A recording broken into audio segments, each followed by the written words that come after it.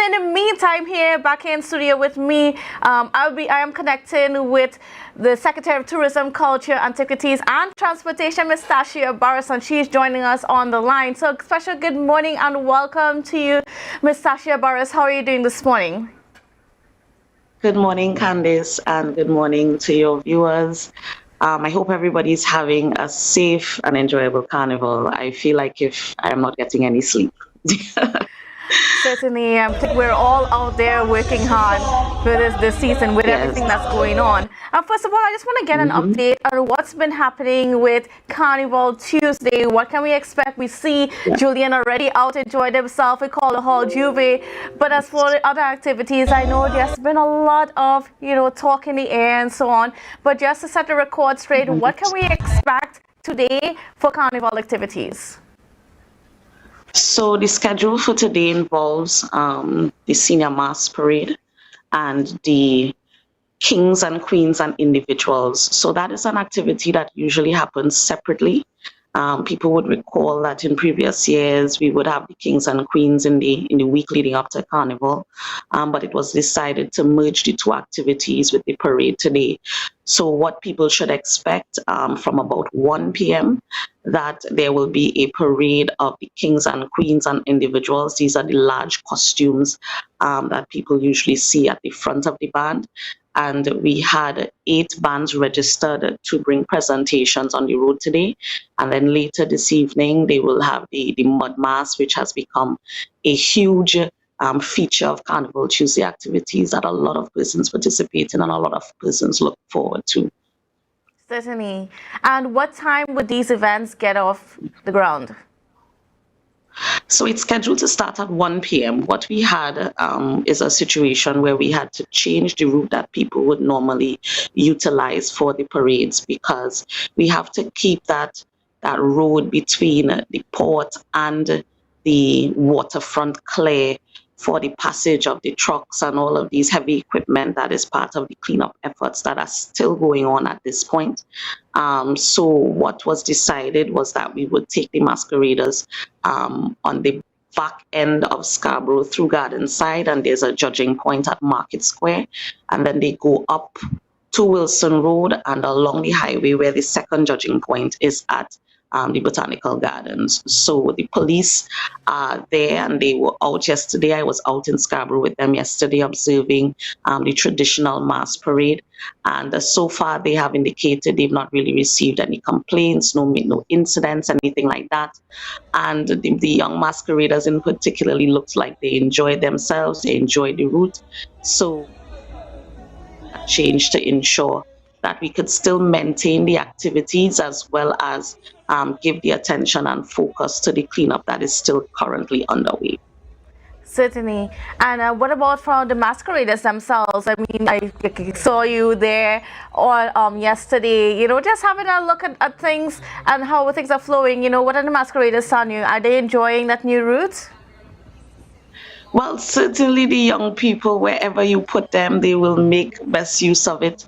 I was very pleased to see the amount of young, very, very young masqueraders. I'm talking about toddlers and tykes in their full costumes. And there was even a devil dog as part of one of the presentations. So I think that the creativity is certainly alive and well. And this is something that we want to continue to encourage in terms of getting our young people involved in the traditions of Carnival and in mass in particular, and teaching them the traditional art forms. So we feel as if February is the time to really promote the inclusion of young people in this space, especially given the setup of October Carnival.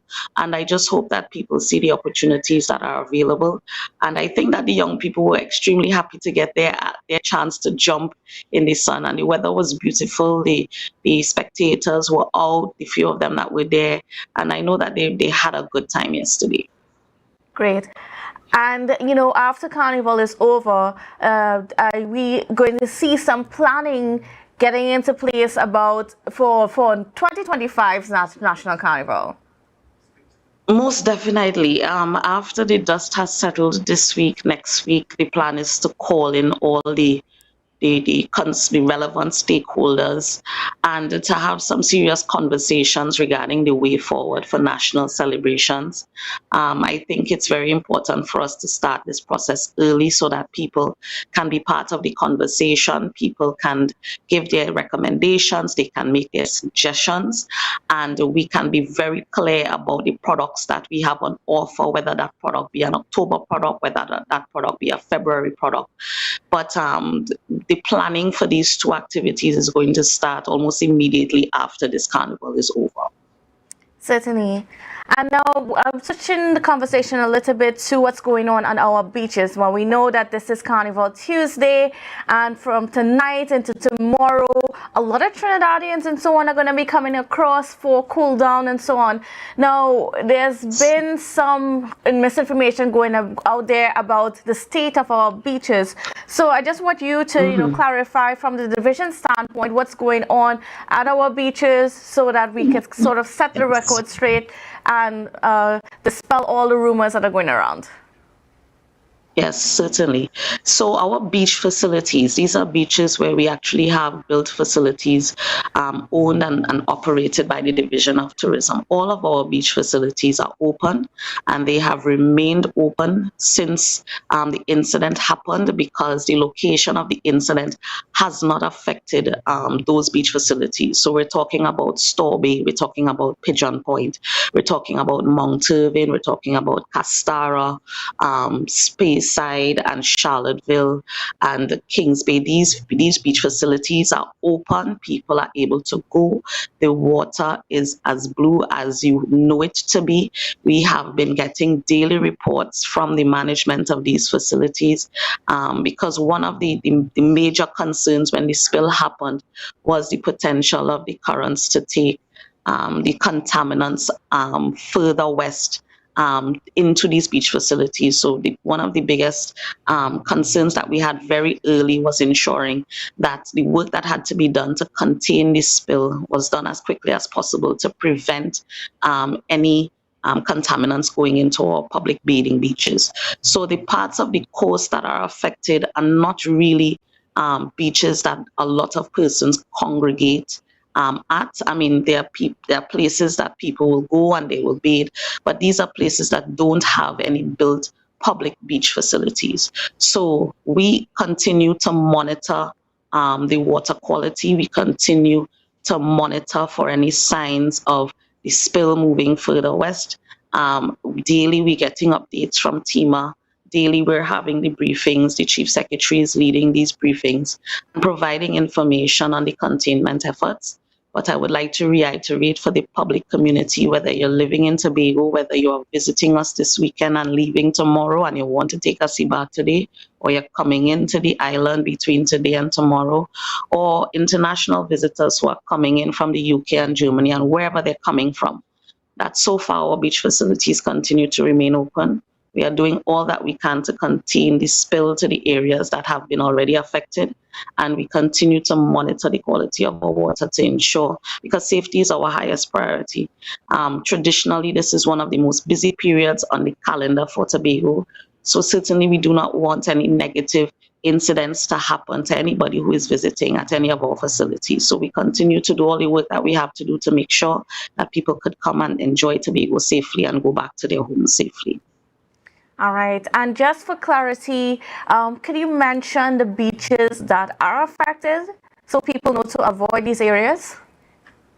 So these areas are in the vicinity of the spill. So that would be between Rockley Bay. Rockley Bay is the waterfront where the stage in the sea is located, and I have been posting pictures on my Instagram page showing the difference between 2 days ago to yesterday.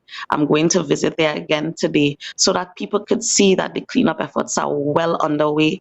So Rockley Bay, Pitti-True, which is Lambo Beach, there again we have cleanup crews have been working around the clock to ensure that they can take up as much as they can of the effects of the spill and the debris that was left there as a result of that.